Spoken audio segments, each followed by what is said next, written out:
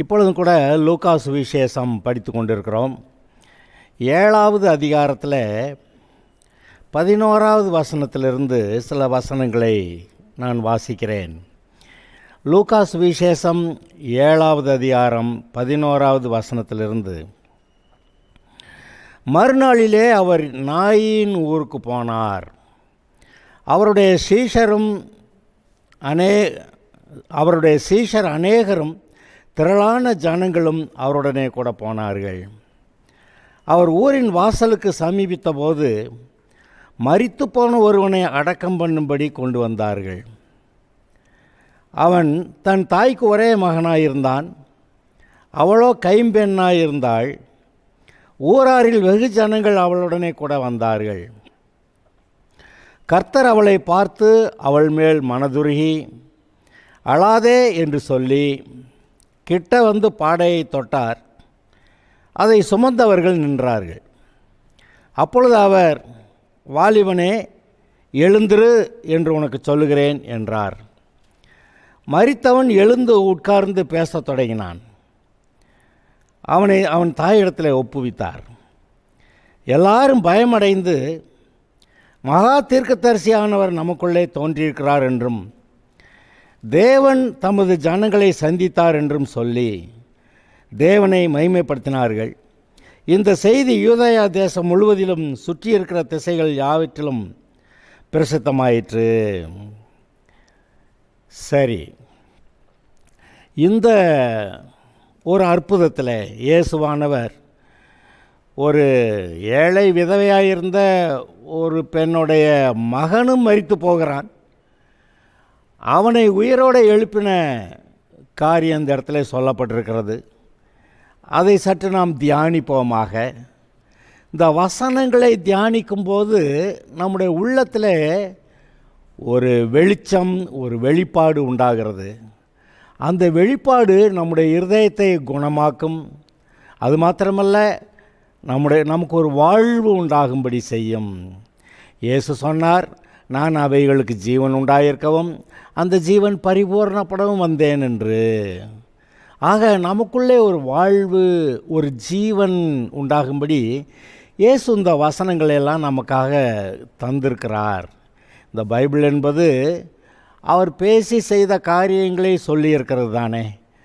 இந்த வேத வாக்கியங்கள் தவறாதது என்று சொல்லியிருக்கிறார். மாறாது, தவறாது, அதன்படி நடக்கும்.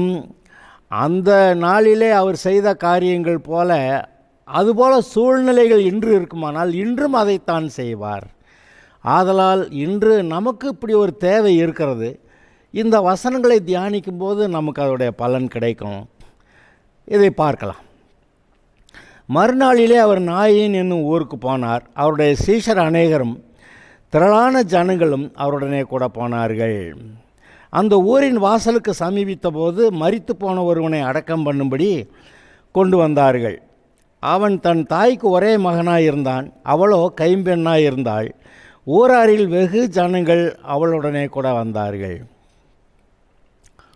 இந்த சூழ்நிலையை சற்று கவனியுங்கள். இயேசு அந்த பையனை உயிரோட எழுப்பினதுக்கு சில காரணங்களெல்லாம் அதில் நீங்கள் பார்க்கலாம். அந்த பெண் கைம்பெண்ணாயிருந்தாள். புருஷன் இறந்துட்டான். இப்போ இருந்த ஒரே மகனும் அவனும் இறந்து போயிட்டான். அவள் மிகுந்த துக்கத்தோடு தனிமைப்படுத்தப்பட்டவளாய் வீட்டில் வேறு ஒருவரும் இல்லாத நிலைமையிலே அவள் அழுது கொண்டு வருகிறாள். அவளோட கூட இன்னும் பெருங்கூட்டம் அங்கே வருகிறது. வெகு ஜனங்கள் அவளுடனே வந்தார்கள் என்று எழுதியிருக்கிறது. அடக்கம் பண்ண கொண்டு போகிறார்கள். எதுக்கு? அடக்க ஆராதனைக்காக அடக்கம் பண்ண கொண்டு போகிறார்கள். ஆனால் இயேசுவும் அவருடைய சீஷர்களும் வேறு ஜனங்களும் கூட அங்கே அந்த நாயின் ஊருக்கு வருகிறார்கள். அங்கே 2 காட்சிகளை நீங்கள் பார்க்கிறீர்கள். அங்கே மரித்து போன பையனை அடக்கம் பண்ணுவதற்காக, அடக்க ஆராதனைக்காக ஒரு கூட்டம் ஊரிலிருந்து வெளியே வந்து கொண்டிருக்கிறது. இயேசுவானவர் தன்னுடைய சீஷரோடு கூட அங்கே அந்த ஊருக்குள்ளே நுழைய வருகிறார். ஆக 2 ஊர்வலங்களை நீங்கள் பார்க்கிறீர்கள். ஒன்று ஒரு மரணத்து நிமித்தம் அடக்கம் பண்ணுவதற்கு போகிற ஒரு ஊர்வலம். இன்னொன்று இயேசு வந்து அந்த பையனை உயிரோடு எழுப்பினதுனால இதை ஒரு ஜீவ ஊர்வலம்னு நீங்கள் சொல்லலாமா? ஆமாம், இயேசு வந்து அங்கே ஜீவன் இருக்கிறது. நாயின் ஊருக்கு மட்டும் இல்லை, இயேசு எந்த ஊருக்கு வந்தாலும் அங்கே ஜீவன் கிடைக்கும். இன்றைக்கு இயேசு உங்களிடத்திலே வந்திருக்கிறார். உங்களுக்கும் இந்த ஜீவன் உண்டாகும் அல்லவா? இயேசு வந்தால் அங்கே தாங்க ஜீவன். நான் அவைகளுக்கு ஜீவன் உண்டாயிருக்கும், அந்த ஜீவன் பரிபூரணப்பட வந்தேன் என்றார். அது மட்டுமல்ல, அந்த எசேக்கியேல் 47வது அதிகாரத்தில் வாசிச்சிங்கன்னா, தேவனுடைய ஆலயத்திலிருந்து புறப்பட்டு வருகிற அந்த தண்ணீர், அது கணுக்கால் அளவு, முழங்கால் அளவு, நீச்சாலம், கடக்கக்கூடாத நதி, அதெல்லாம் வந்தது. அது தண்ணீர் போய் அந்த அந்த கடலில் விழுந்தது. தண்ணீர் போன இடமெல்லாம் அங்கே ஆரோக்கியப்பட்டது. அந்த ஜீவராசிகள் பிழைத்தது. அந்த ஜீவராசிகள் மிகவும் பெரிதாக இருந்தது. அப்போ இந்த தண்ணீர் எங்கே? ஆலயத்திலிருந்து வருகிற தண்ணீர், ஜீவ தண்ணீர்.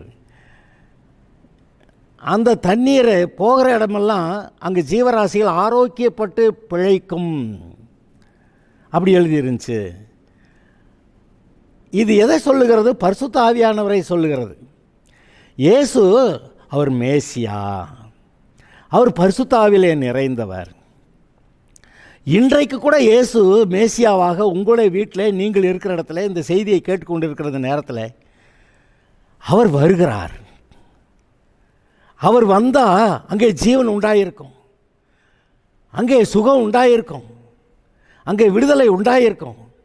உங்களுக்கு நீங்கள் எப்பேற்பட்ட நிலைமையில் இருக்கிறீர்களோ, இங்கே ஒரு கைம்பெண்ணான ஒரு பெண் மகனும் இறந்து போய்விட்டானே என்று எவ்வளவு வேதனையோடு கூட அவள் அந்த அடக்க ஆராதனைக்கு போய் கொண்டிருந்திருப்பாள்.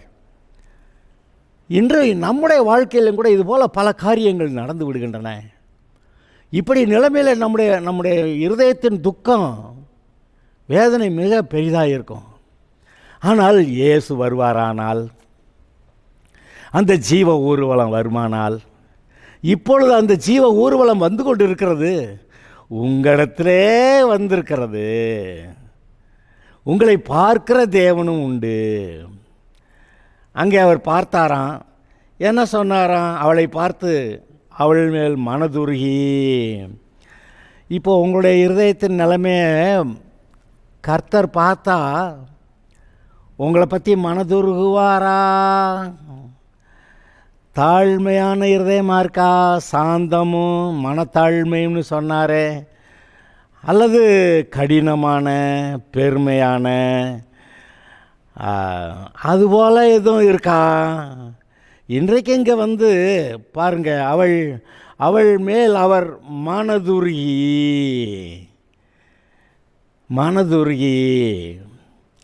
இப்பொழுதும் நம்மை அவர் பார்க்கட்டும். நம்ம அவரை பார்க்கும்போது நம் மீது மன உருக்கம் அவருக்கு உண்டாக கிடவுது. நாம் சாந்தமும் மனத்தாழ்மையுமா அவரை நோக்கி பார்த்தா இப்பொழுது அவர் மனதுருகி, உங்கள் மேலே இப்பொழுது மனதுருகி ஒரு அற்புதத்தை செய்வார். உங்களுடைய தேவை என்னவோ அது அவருக்கு தெரியும். இந்த இடத்துல இந்த பெண்ணுடைய நிலைமையை பார்த்தார். அவருக்கு எல்லாம் புரிகிறது. புருஷனும் இல்லை, இருந்த ஒரே பையனும் போயிட்டான், இவளுக்கு துணை இல்லை. இவளை ஊரார் எப்படியெல்லாம் பேசுவாங்க.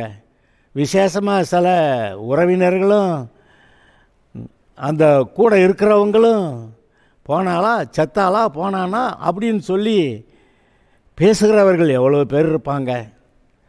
இதையெல்லாம் இயேசு கவனிக்கிறார். இப்பொழுது பார்த்து அவள் மேல் மனதுருகி, அழாதே என்று சொல்லி கிட்ட வந்து பாடையை தொட்டார். கிட்ட வந்து ஒரு 5-6 பேர் பாடையை சுமந்துட்டு வர்றாங்கன்னு நீங்கள் பாருங்கள். ஒரு 5-6 பேர் சுமந்துட்டு வர்றாங்க. இவர் ஒரு பெரிய கூட்டம் பின்னாடி வேறு வந்துக்கிட்டு இருக்கு. இவர் போய் பாடையை அப்படி தொட்டால் அந்த தூக்கி வந்துக்கிட்டு இருந்தவங்கெல்லாம் இது என்னமோ ஏதோன்னு சொல்லி நின்றுட்டாங்க. அப்பொழுது அவர், வாலிபனே எழுந்திரு என்று உனக்கு சொல்லுகிறேன் என்றார். பாடையை தொட்டார். இந்த ஆளுகள்லாம் என்னமோன்னு சொல்லி நின்றுட்டாங்க. அவர், வாலிபனே எழுந்திரு என்று உனக்கு சொல்லுகிறேன் என்றார்.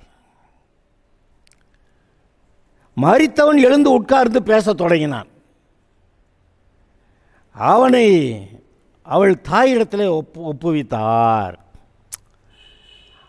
அவள் ஒன்றும் ஜெபம் பண்ணலை. எனக்கு என் பிள்ளை போச்சே, யாராவது உயிரோட எழுப்பி கொடுப்பீங்களா, கடவுளே வாங்க, இயேசுவே வாங்க, ஒன்றுமே சொல்லலை.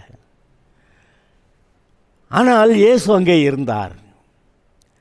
இப்பொழுது அநேக சமயங்களிலே நம்முடைய வாழ்க்கை ஒன்றும் நல்லா இல்லையே, வருத்தமாக இருக்கேன்னு சொல்கிறப்ப சில சமயத்தில் ஆண்டவரே எவ்வளோ ஜெபம் பண்ணியிருப்போம். ஆனாலும் சில சமயங்களில் வேறு வழி இல்லையே, நான் என்ன செய்வேன்னு நினைக்கிற போது அவர் அங்கே வருகிறார். அவர் இன்றைக்கி நாமெல்லாம் நம்முடைய காரியங்களை மற்றவர்கிட்ட சொன்னால் தான் தெரியும். ஆனால் அவரோ சகலத்தையும் அறிந்தவர், உங்களை அறிந்தவர். அவர் வருகிறார். அவர் அவளை பார்த்து மனதுருகி அழாதே என்று சொல்லி பாடையை தொட்டு, வாலிபனை எழுந்திரு என்று சொல்லி அவனை எழுப்பி அவன் எழுந்து உட்கார்ந்து பேச தொடங்கினானா. அவனை அவள் தாயிடத்தில் ஒப்புவித்தார். இந்தா உன் புருஷன் போயிட்டான்னு அழுதுகிட்டு இருந்த, இப்போ இவனும் போயிட்டான்னு அழுகிற, அதெல்லாம் இவ்வளவு வரவுன்னா சொல்லலை அவர். இந்தா உன் மகன் என்று சொல்லியிருப்பாரோ என்னமோ. அவனை அவளிடத்தில் ஒப்புவித்தார். அவ்வளோதான், வேறு ஒன்றும் பேச்சுங்க. என்னென்ன நடந்தது? அநேகர் ஆச்சரியப்பட்டு பின்னாடி எழுதியிருக்க பயந்தார்கள் என்று எல்லாரும் பயமடைந்து, மகா தீர்க்கதரிசியானவர் நமக்குள்ளே தோன்றியிருக்கிறார் என்றும் தமது ஜனங்களை சந்தித்தார் என்றும் சொல்லி தேவனை மகிமைப்படுத்தினார்கள். இங்கே 2 வாக்கியம், மகா தீர்க்கதரிசியானவர் நம்மிடத்தில் வந்தார். இது ஆக்சுவலாக அவங்க அது மட்டும் பார்த்துருக்கக்கூடாது. மரித்த ஒருத்தன் உயிரோடு எழுந்திருக்கும்போது அவங்க என்ன பார்த்துருக்கணும்? இவர் யாரோ வெறும் தீர்க்கதரிசி அல்ல, இவர் தேவனுடைய குமாரனாகிய மேசியா என்ற ஒரு வெளிப்பாடு உண்டாயிருக்கணும். ஆனால் அதை விட சற்று குறைவாய் போய் விட்டது, மகா தீர்க்கதரிசின்னு சொல்லிட்டாங்க. அது மாத்திரமல்ல, ஒரு காரியம் புரிஞ்சிட்டாங்க, தேவன் தமது ஜனங்களை சந்தித்தார் என்று. ஆக இந்த பெண்ணோ அல்லது அந்த ஊராரோ அவங்க ஜெபம் பண்ணி ஆண்டவரே அதெல்லாம் ஒன்றும் சொல்லலை. ஆனால் அவர் விட்டார். அவர் தமது ஜனங்களை சந்தித்தார், தேவன் தமது ஜனங்களை சந்தித்தார் என்று அவர்கள் சொன்னார்கள். அநேருக்கு பயம் வந்தது, இவர் யாரோ என்ற பயம் வந்தது. இந்த செய்தி யூதேயா தேசம் முழுவதிலும் சுற்றி இருக்கிற திசைகள் யாவற்றிலும் பிரசித்தமாயிற்று. மரித்தோருடைய உயிர்த்தெழுதல்னு எல்லாருக்கும் கேள்வி வந்துடுது. ஏன்னா பொதுவாக மரணம் தவிர்க்கப்பட முடியாதது. ஏன்னா வயதாகி இறந்தால் பரவாயில்ல, ஆனால் சின்ன வயதில் இந்த பையன் வாலிபன் போயிட்டான் இருக்கு. இயேசுவானவர் உயிரோடு எழுப்பின அந்த சிறு பெண்ணும் சரி, லாசருவும் சரி, இந்த பையனும் சரி, வாலிபர்கள் வாலிப வயதில் மரிக்கிறத கர்த்தர் விரும்பலை. வயோதிகத்தில் மரிக்கிறதே விரும்பாதவர். அவர் மரிக்கிறதற்காக மனுஷன் உண்டாக்கப்படவில்லை. அவர் சொல்கிறார், நான் போய் மரிச்சுக்கிறேன், இந்த இவங்களெல்லாம் உயிரோடு எழுப்புறேன் என்று சொல்லி அவர் நமக்காக மரித்தார். ஆதலால் இப்பொழுது நீங்கள் உங்களுக்குள்ளே ஆவிக்குரிய உடையவர்களாக இருக்கிறீர்கள். ஆவிக்குரிய ஜீவனுடையவர்களாக நீங்கள் பரிசுத்த ஆவியிலே நிரம்பும் போது அவர் போல் செயல்படும்படி கர்த்தர் உங்களுக்கு கிருபை செய்திருக்கிறார். அருமையானவர்களே, இந்த வசனங்களை நீங்கள் சற்று நேரம் ஏதோ வாசிச்சாச்சு கேட்டாச்சு இல்லை. இந்த செய்தி முடிந்த பிறகு நீங்கள் அமர்ந்து இந்த வசனங்களை எடுத்து வைத்துக்கொண்டு இந்த வசனங்களை தியானித்து பாருங்கள். அங்கே இயேசுவும் சீஷர்களும் பெருங்கூட்டம் வர்றது போல் இங்கே இந்த ஸ்திரீ பிள்ளையை பறி கொடுத்தவளா புருஷனும் இல்லாத நிலைமையில் இந்த அடக்க ஆராதனைக்கு வந்து கொண்டு இருக்கிற அழுது கொண்டு இருக்கிற ஸ்திரீ அழாதேன்றார், அழுதுகிட்டு இருக்கிறான். அவளோட கூட வரக்கூடிய பெருங்கூட்டம் அதெல்லாம் பாருங்க. இயேசு வருகிறார், ஜீவன் வருகிறது.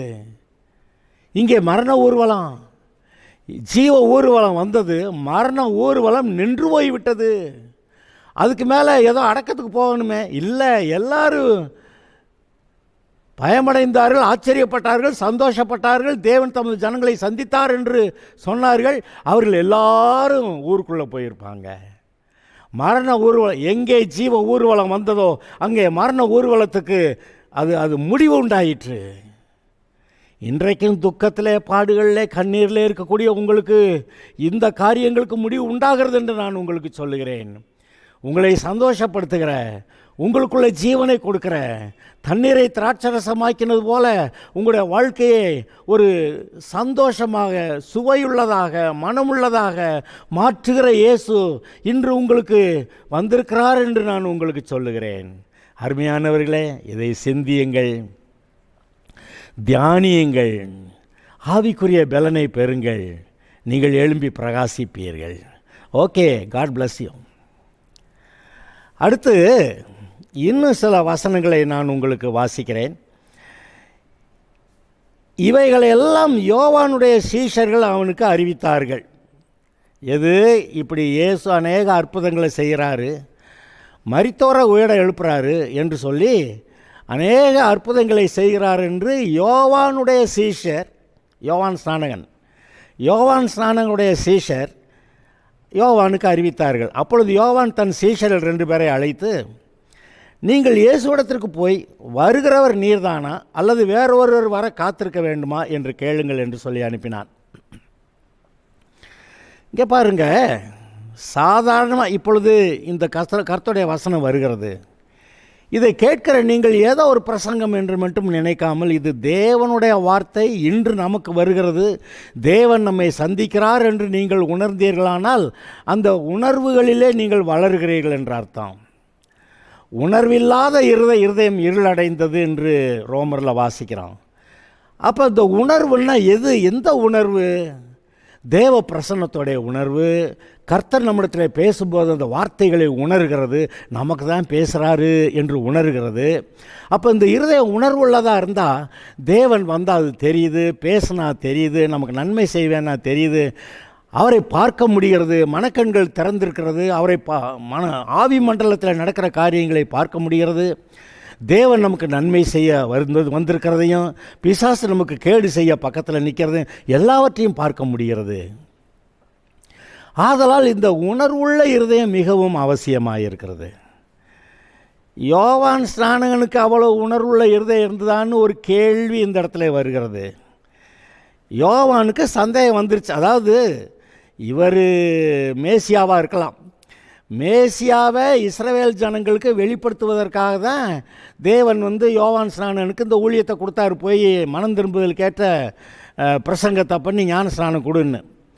அப்போ அந்த சமயத்தில் இயேசு ஞானஸ்நானம் எடுக்க வருவார்.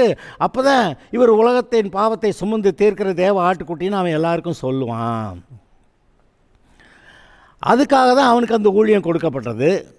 அவனுக்கு எந்த ஊழியம்? இயேசு வரும் வரை இந்த ஜனங்களை பிதாக்களுடைய இருதயத்தை பிள்ளைகளிடத்தில், பிள்ளைகளுடைய இருதயத்தை பிதாக்களிடத்தில் திருப்பி கொஞ்சம் பேரை மனம் திரும்ப வச்சு, இயேசு வரும்போது கொஞ்சம் பேராவது சுத்த இருதயம் மனம் திரும்புகிறவர்களா அங்கே இருந்து இயேசு தேவனுடைய குமாரன் மேசியா என்பதை அறிந்து அவரை ஏற்றுக்கொள்ளுகிற கொஞ்சம் பேராவது இருக்கட்டும்னு சொல்லி கர்த்தர் இந்த யோவான் ஸ்நானகனை ஏற்படுத்தியிருந்தார். இவன் போய் வனாந்தரத்தில் உட்காந்து பிரசங்கிச்சு, என்னடா என்னமோ ஒருத்தன் வனாந்தரத்தில் பேசுகிறான்னு எல்லாரும் வனாந்தரத்துக்கு போய் அவனுடைய பிரசங்கத்தை கேட்டு அநேகர் மனம் திரும்பினார்கள், ஞானஸ்நானம் பெற்றார்கள். அப்படியானால் இயேசுடைய வருகைக்கு அவனுடைய வேலையை செய்து ஆயத்தம் பண்ணிவிட்டான். வனாந்தரத்தில் கூப்பிடுகிறவனுடைய சத்தமாய் இவன் இருந்தான் என்று சொல்லியிருக்கிறது. அப்படி அவன் இருந்தான். அப்படி இயேசு வரும் வரை அவங்க அது வேலையை பார்க்கணும். இப்போ இப்படி ஒருத்தர் இவனிடத்தில் ஞானஸ்நானம் பெற்ற ஒருவர் வந்து அற்புதங்களை செய்கிறார், மரித்தோரை கூட எழுப்புகிறார் அப்படின்னு அவனுடைய சீஷர்கள் கேள்விப்பட்டு வந்து இவங்ககிட்ட சொல்கிறாங்க, யோவான்கிட்ட சொல்கிறாங்க, அறிவித்தார்கள்.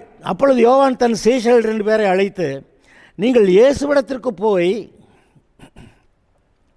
வருகிறவர் நீர்தானா அல்லது வேறொருவர் வர நான் காத்திருக்க வேண்டுமா என்று கேளுங்கள் என்று சொல்லி அனுப்பினான்.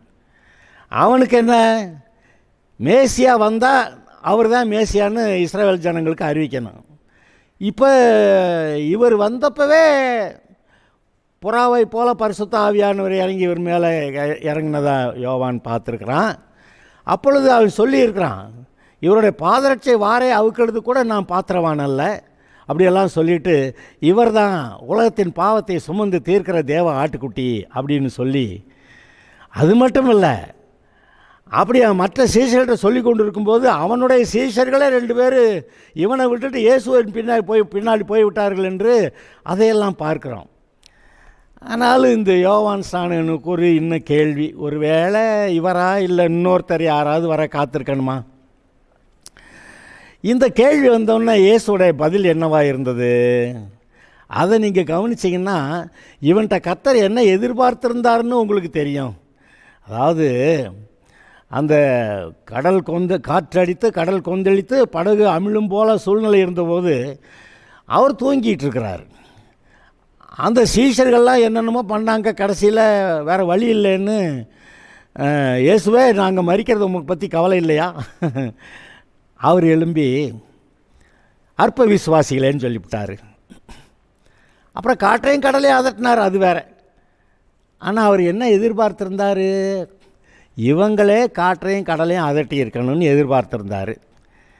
அது மாதிரி இங்கே யோவான் ஸ்நானகன் விஷயத்துலேயும் இவனு கேட்டு, நம்மால் வந்துட்டார், நம்ம தான் அன்றைக்கி பார்த்தோமே, வெளிப்பாடு நம்முடைய இருதயத்தில் வந்துச்சு, பரிசுத்த ஆவியானவர் தலைமையில் இறங்கினார், இவர் தான் மேசியான்னு நம்மளை எத்தனை பேருக்கு அறிவித்தோமே, உலகத்தின் பாவத்தை சுமந்து தீர்க்கிற தேவ ஆட்டுக்குடி நம்ம தானே அறிவித்தான் அப்படின்ட்டு அப்படி அதோட உறுதியாக பிடிச்சிருக்கானே. ஆனால் அவனுக்கு ஏதோ குழப்பம் கேட்டு விட்டுட்டான். அதுக்கு அவர் என்ன பண்ணுறாரு, அந்தப்படி அவர்கள் அவரிடத்தில் வந்து வருகிறவர் நீர்தானா அல்லது வேற ஒருவர் வர காத்திருக்க வேண்டுமா என்று கேட்கும்படி யோவான் ஸ்நானகன் எங்களை உம்மிடத்தில் அனுப்பினார் என்றார்கள். சரி, வந்து சொல்லிட்டாங்க. அந்த சமயத்தில் நோய்களையும் கொடிய வியாதிகளையும் பொல்லாத ஆவிகளையும் கொண்டிருந்த அநேகரை அவர் குணமாக்கி, கவனிங்க, நோய்களையும் கொடிய வியாதிகளையும் பொல்லாத ஆவிகளையும் கொண்டிருந்த அநேகரை அவர் குணமாக்கி அநேக குருடருக்கு பார்வையளித்தார். எப்போ அவங்க வந்து கேட்டுக்கிட்டு இருக்கிறாங்க, யோவான் ஸ்நானகன் இப்படி சொல்கிறாரு, நீங்கள் என்ன பதில் சொல்கிறீங்கன்னு கேட்டால், இவருங்க நிறைய பேரை சுகமாக்கிட்டு பிசாசோட இப்படியிருந்து விடுதலை ஆக்கிட்டு இருக்கிறாரு.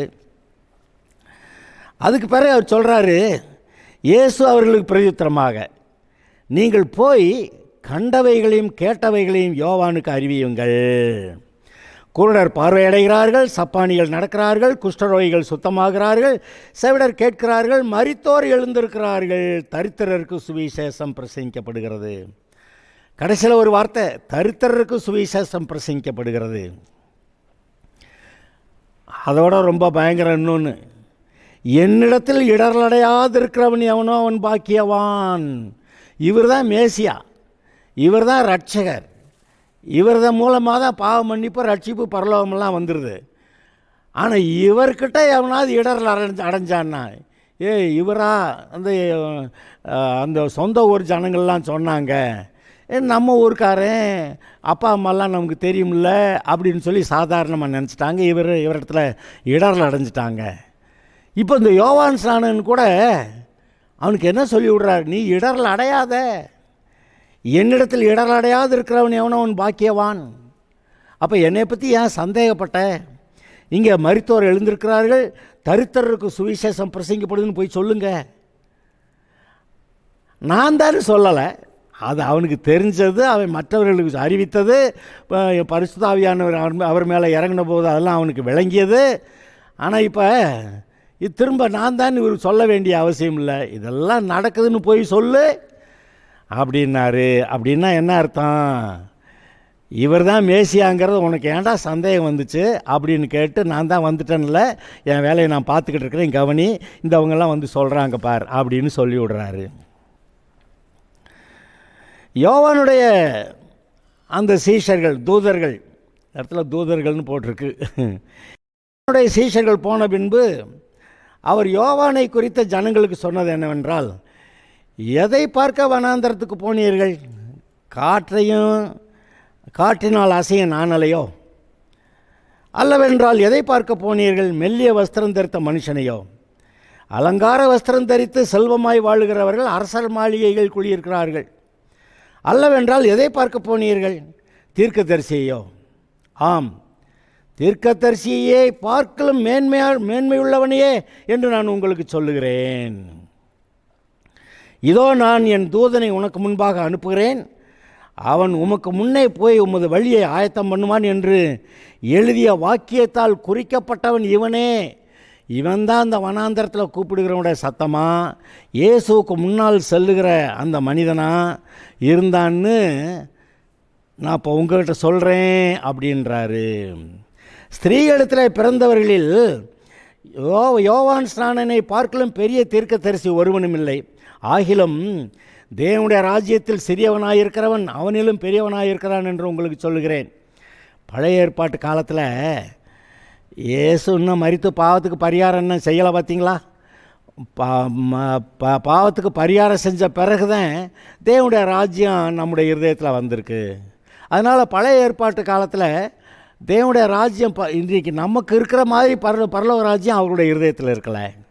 மற்றபடி கர்த்தருடைய வழிநடத்துதல் எல்லாம் இருந்தது.